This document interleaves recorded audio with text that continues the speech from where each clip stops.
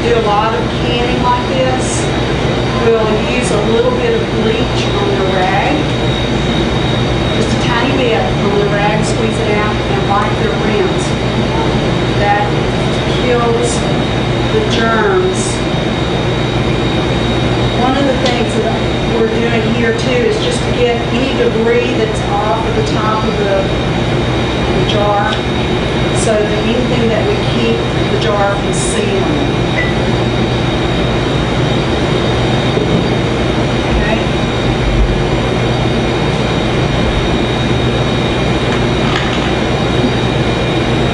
Before we cook, do we take it out of the pressure cooker? When I get it out of that pressure cooker, it will still be bubbling when it's so hot. It's ready. It's ready to eat. If you want to open it up and eat it right then, you could. We have a taster. If you come back after it's cooked, if you want to taste it, that's fine. I am just basically trying to get, and I did this backwards, I should have waited to light the lamps. I'm just trying to get any extra air that's possible out of here. When you can vegetables and you put liquid in there, you're always going to run your knife or something down the edge of the jar to get the air pockets out. Kind of make the meat get in place there. You won't get it all out. You'll get, for the most part.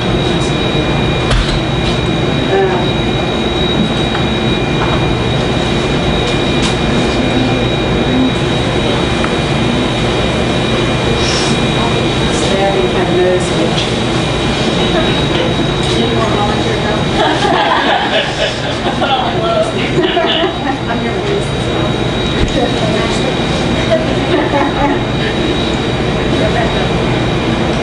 There's some brothers in the Quincy, Clifton Brothers. The oldest one's 97 now. And they can all their meat. I don't care what it is with the meat, they can. Can everything. Well, there are a lot of people today doing a lot of canning, and you think, why in the world would I do this? I fought tooth and nail about this forever. My husband is the pastor of this church, and he's been doing this for a long time, and I'm like, really? God is going to take care of us. I don't know why we need to do this. But you know what? God said the ant even prepared, didn't he? And we need to be prepared. Like it or not, no matter what the circumstances are, if we never have a crisis, you have something in the pantry you can share with somebody else that doesn't have. If you have company, you have something in the pantry in a crisis, or in a crunch that you can bring out and share with somebody else. So My girls will always ask me, why do you do this? Oh, it's good for you. All this stuff. It'll last for a long time. Lasts for a long time. What's the shelf life? On the meat, I would say probably, if you're going to do this, you probably need to rotate it anyway. But I wouldn't say not more than a year. Some people say, well, it will last indefinitely. And people use it like that. As long as there's no light, and you can put it somewhere like under a bed or in a dark place, it will probably last for a very long, long time. I can't really, the book, I showed y'all the book, huh? The book probably tells you inside what the shelf life on some of the meats and stuff are. So if you, in online, you can probably find that out. I have meat in my cabinet right now I've had all year long. And it's still good. I've used it up to a year now.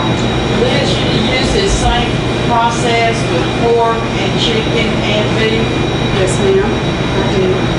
That salt you No put in water there, in it, but salt. Water.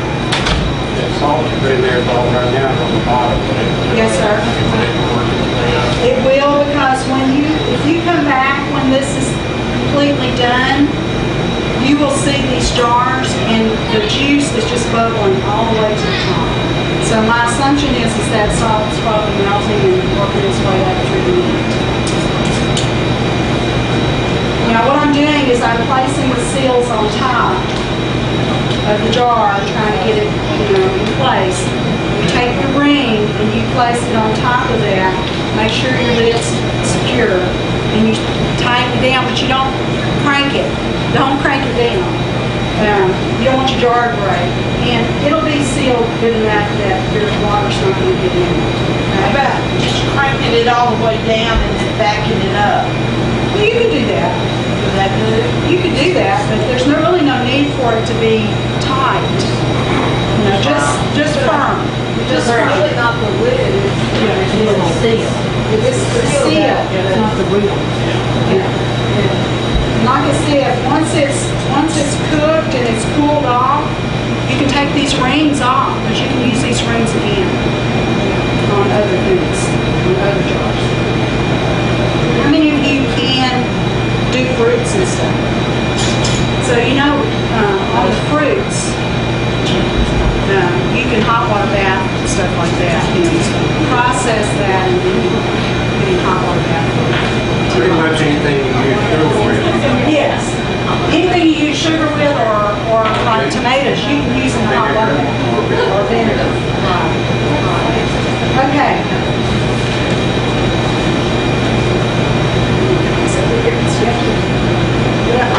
Okay. All right, now, I have hot water in this cooker. And in this canner, it tells you to put about 2 quarts of hot water in there. Now, my water has boiled down some, so I'm going to add some water to it. If you want to kind of pass over this way and look in my canner's been used enough that it has a water line in it. You can kind of see. And take a look. Just kind of rotate around and take a look in there. You don't cover the jar. Cover the jar. No, in the pressure canner, you do not have to cover the jars. You just have a 2 to 3 inches of water. It tells you in your book that you just have enough in there, like it says put like 2 quarts of water in here. Because if you stack them, you don't have water covering the jar all the time. Steam's going to come up and do all that process. Now in the hot water bath, you do have to cover them. If you do cover the jar, do you think about been covering? Well, I don't think it hurts anything, but it's just not necessary. It's just not necessary, so. Everybody got a look at that? Everybody got a look at that? Some extra rotation. Okay. I'm going to go ahead and put my jars in the canner.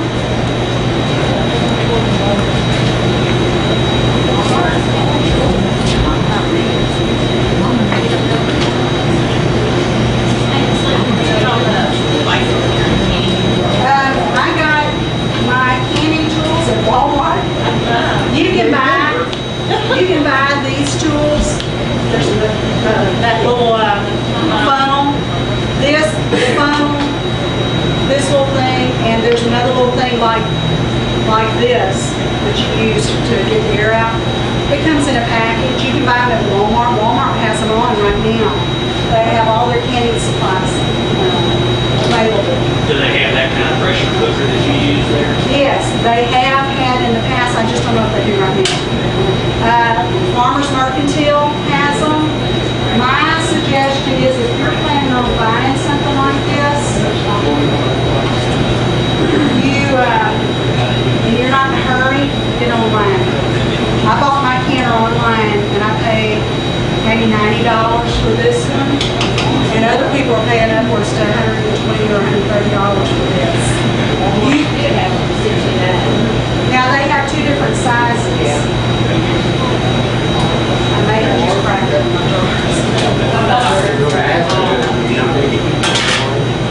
Well, you can. You can heat them. You can make them hot. That way you don't have to worry about whether they break. They got a little, my meat was cold, so that might be the thing you want to remember is if you don't want your jars to break, make sure they're hot when you put your meat in. would it hurt to put your meat down at room temperature? I'm sorry? Would it hurt to put your meat down to reach room I temperature? wouldn't do it. I wouldn't do it. Okay. Keep it cold or keep your jars hot? Yes. I have had jars break when I did like vegetables and stuff. We go to take it out and everything falls out the bottom, around the bottom of it, so. So is everything messed up then if it's broken? No. Just that jar. Just that jar Okay. and what's in it. basically. Okay, Yeah. I've got, do y'all want to come look and see how it's situated in there? You're welcome to come look at it before I put the lid on it. That canner will take 7 on the bottom, I think, and 7 on the top, maybe. Or, pint jars. If it's quart jars, it only takes like 9 quart jars. Maybe. Yeah. So.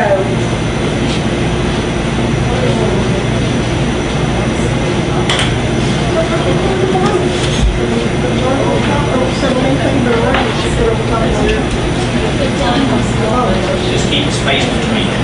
I do, you don't have to, because I don't have that many jars in here. You can, in the pressure canner, you can put them right up against each other. Okay, It won't whatever break. fit in there. I wouldn't do it in the hot water bath because they jiggle around more. But in this pressure canner, they're probably not gonna move, but the steam's gonna come up around them. They say you can put them right up against each other. I don't like to.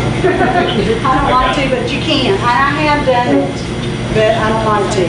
Now, on this pressure canner, there are markings that you use to put your lid on. This one has a little V right here, a little V sign, it's upside down.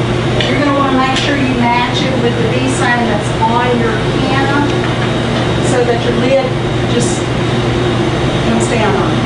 And then you're going to want to close it. Now, it's going to take a few minutes for this to come up. I'm just going to put my heat at medium. I'm not used to cooking with a gas. I usually have electric, which I don't like. Gas is a lot better. On this meat, the pressure is going to be 11 pounds. So I'm going to let the pressure rise until it gets to 11 pounds. And then I'm going to do my best to keep it at 11 pounds. One of the things I saw on the PowerPoint was that if your pressure goes down past, if it, in the process it goes past 11, you got to get it back up to 11, and then you have to start timing it again. Now, I haven't been doing that. I'm guilty of making mine go the other direction. I get it too hot. And on the PowerPoint it says if you do that, you got to get it back down and then start timing it again. So, you know, I might be there all day long trying to get this meat processed. It's 75 minutes for meat. It's 75 minutes. Now, your time will be different based on what you're doing, what you're processing. If it's all meat, is probably going to, if pint jars, it's going to be 75 minutes. If it's quart jars, it's going to be 90 minutes. Doesn't matter how many's in there. It doesn't matter how many's in there. Your book will tell you. Make sure you get good information. If you're doing vegetables, the timing depending on the vegetable is different. If you're doing fruits and you're making jellies, the timing on that is different. Then you just have to look at your recipes. Make sure you're doing proven recipes so that you don't end up with diseased food or damaged food. Liz, after you get your meat